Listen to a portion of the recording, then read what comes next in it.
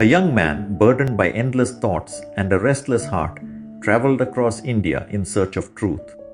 He had studied scriptures, practiced austerities, and meditated for years, but peace still escaped him. One day, he heard of a great sage living in the sacred Arunachala hills, Ramana Maharshi, a man said to have discovered the ultimate truth. Desperate for answers, he set off on the long journey, hoping that this sage could end his suffering. When he arrived at the ashram, he saw Ramana sitting in complete stillness, eyes half closed, radiating a calmness unlike anything he had ever seen. The young man bowed respectfully and said, "Master, I have studied, prayed, and meditated, yet my mind is never at peace. Please tell me, how do I end my suffering?" Ramana opened his eyes and looked at him deeply. Then in a voice as soft as the breeze, he asked, "Who is suffering?" The young man was taken aback. "It is me, Master, I am suffering." Ramana nodded slightly and asked again, "Who is this me that suffers? Find out." The young man was confused. He had expected guidance, scriptures, or mantras, but instead he was given a question. For a moment he hesitated, then asked, "But Master, I am just me. I live. I think. I feel pain. How can I not know who I am?" Ramana smiled. "If you know who you are, then where is the problem? But if you don't, then find out. Sit quietly, turn your attention inward, and ask, 'Who am I?'" Determined, the young man left the ashram and sat alone under a tree.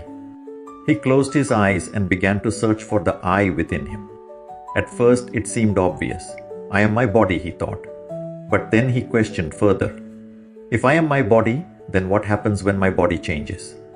As a child, I had a small body, now it has grown. One day it will grow old, yet I have always felt like me, so I cannot be my body." Then he thought, "Maybe I am my mind." But as he observed his thoughts, he realized something startling. Thoughts come and go, but I remain. I can see my thoughts, but the observer is always still. If I am my mind, then who is the one watching these thoughts? His heart pounded as a strange feeling took hold of him. He had always assumed he was his body, his mind, or his emotions.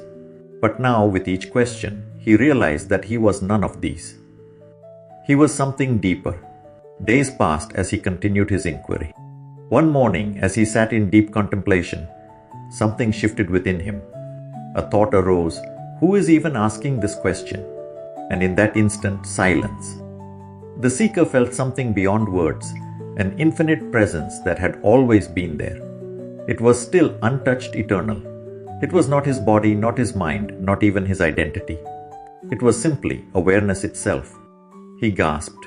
The I he had been searching for was never lost. It was the only thing that had ever been real. He rushed back to the ashram, tears streaming down his face.